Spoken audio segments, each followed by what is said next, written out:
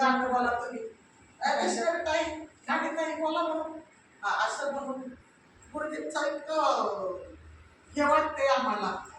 कधी पण आम्ही दोघी तिघी जणी असलो ना तर गुरुजींची आठवण येते मला इतकं आलं.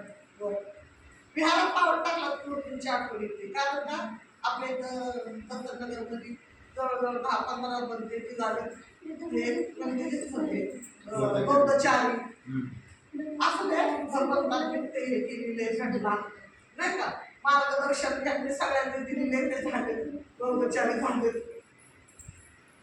तर मला एवढंच म्हणायचं की यांनी जे आपल्याला मार्गदर्शन केलंय बुद्धांनी मार्गदर्शन केलंय माता रमाई भीमाई यशोधरा सावित्रीबाई फुले त्या महान मातांनी ज्या मानवांनी आपल्यासाठी एवढं कष्ट सांगितले तर तसं कोणीच करू शकत नाही हे की नाही. आणि प्रत्येक टायमाला काय आपले पुढारी लोक हे आले की बाबासाहेबांचं सांगतात बाबासाहेबांनी हे केलं बाबासाहेबांनी ते केलं.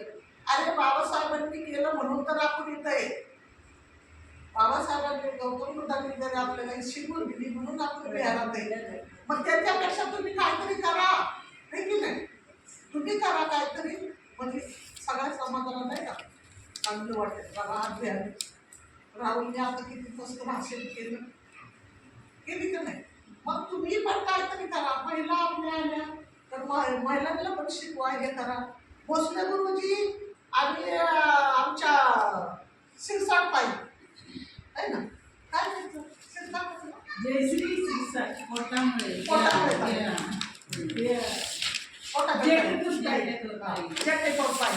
आणि आमच्या म्हणते भोसले गुरुजी आणि त्याला म्हणतेच मानायचं नाही का ताई ते आणि पोटाकडे ताई त्यांनी आम्हाला मार्गदर्शन दिलं. आम्हाला बोलायला यायचं नाही काय आता कसं बसायचं असं बोलताच यायचं नाही काय. गुरुजी म्हणायचे भोसले गुरुजी म्हणायचे आणि काही बरोबर आणि 2 शब्द बोला.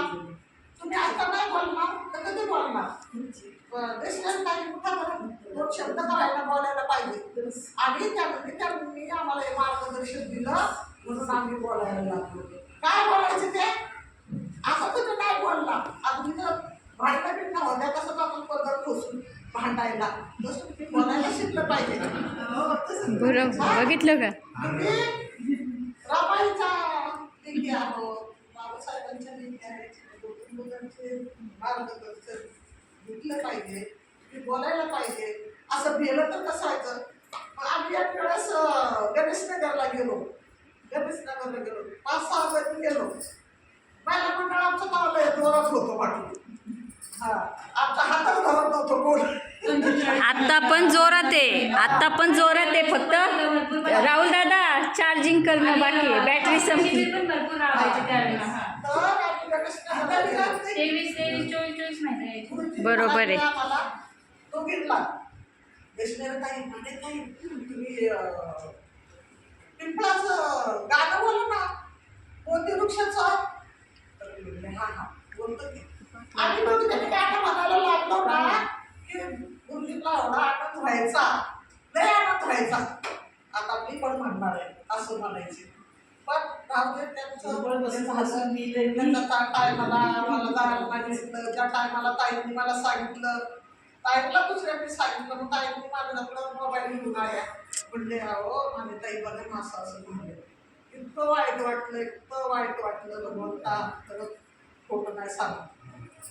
तर एवढे कलाकार आपले गुरुजी होते आणि तिथं त्याला देवरडला भेटलो आपण तर देवरडला तुम्ही पुस्तक दिलं मला सही केली तिथं बरोबर मला लई छान 500 स्मरणिका आपण दान केले. तुम्हाला लगेच मी ओळखलं म्हणजे तुमचीच मुलगी आहे कारण का पहिल्या पण तुम्ही आल्या होत्या ना. हो आणि मी समजा सैनिक दलामध्ये काम करते जवळजवळ 20-19 वर्ष झाले. समजा सैनिक दलामध्ये काम करते मी. ते पण भोसले गुरुजींनीच सांगितलं मला बरोबर ताई तुम्ही असं घरात कशाला बसता म्हणे तुम्ही येता ना सैनिक व्हा ना. अहो मी म्हणायची जरा घरामध्ये नाही का हे आहे म्हणायची पोरं लहान नाही मी कशी काय होणार ना. तर मला म्हणले मला तुम्ही व्हायचंच आणि संकल्प करायचा आणि मी सारखे बोलायचे गुरुजीला, गुरुजी मला बुद्ध गायला एक दिवस तरी जायचंच आहे म्हणायचं. हा. हो, तुम्ही येताना संकल्प करा म्हणजे तुम्ही जाताल. बरोबर. तर भगवंताने आमचा संकल्प पूर्ण केला. आम्ही सगळ्या महिला बुद्ध गायला जाऊन आलो. सगळं छान. बघून साधू आलो. साधू आणि सगळं चांगलं व्यवस्थित झालं. आता माझं घरदार बी चांगलं आहे. मग मुलगी तर राहते मी, मुलांनी ती मुलगी फ्लॅट बांधलं मुलीला. एक मुलगा लोणावळ्याला आहे, एक मुलगी मुरुडला आहे आणि मुलगी माझ्याकडेच आहे. मग चांगले सुखी कुटुंब आहे आमचं आणि चांगले राहते. पोरीचं ऐकायचीच नाही, म्हणजे माझ्या मालकाचं ऐकायची नाही. ते मला कुठं पण जाऊन द्यायचं नाही. कशाला चांगली